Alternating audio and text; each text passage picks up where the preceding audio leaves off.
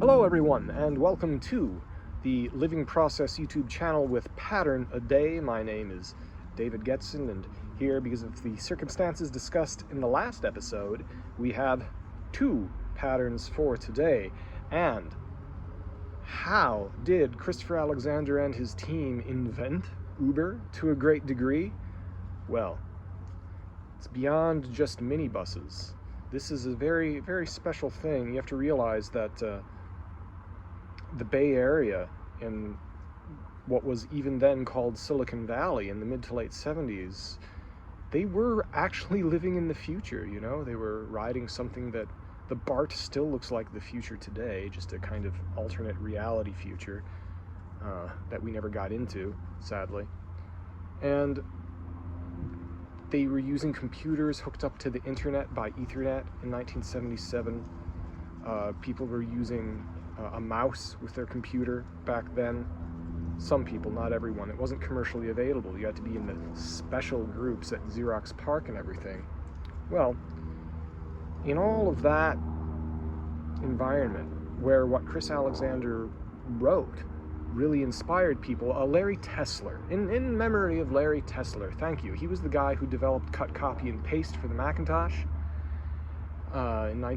What was released in 1984. He probably started with the Mac team in the early 80s. I doubt that he started on the Mac team as early as 78. He worked at Xerox PARC.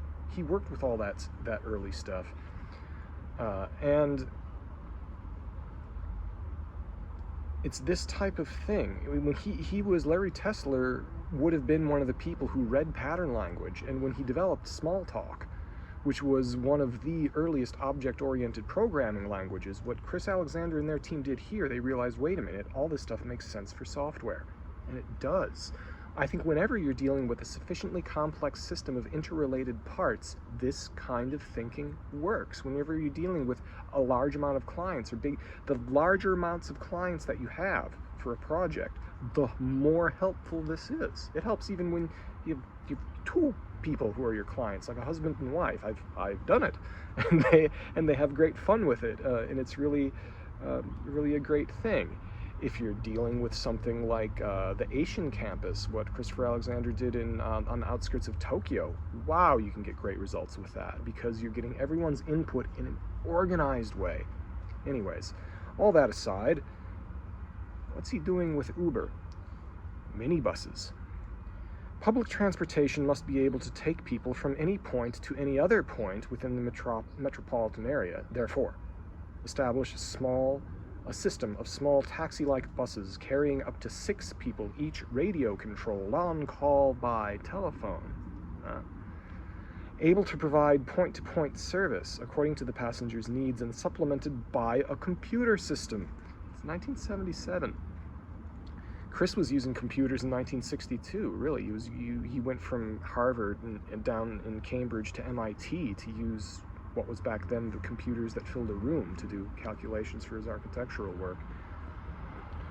To provide point-to-point service according to the passenger's needs and supplemented by a computer system which guarantees minimum detours and minimum waiting times. Make bus stops for the minibuses every 600 feet in each direction and equip these bus stops with a phone for dialing a bus. Berkeley implemented this. It was called Dial-A-Bus. Didn't last. Does that mean this pattern is a failure? Hardly.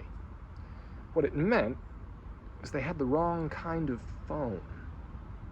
They had a phone that you put in a booth. What you needed was the kind of phone you keep in your pocket. And they didn't call it Dial-A-Bus. They called it Uber. And now you know the rest of the story. This is Living Process. Good day. So, anyways, all of the 5 people over the age of 60 who get that joke. Secondly, even though I'm not having this pipe right now, it's my second weekend episode, so I have my second installment of Guess My Pipe.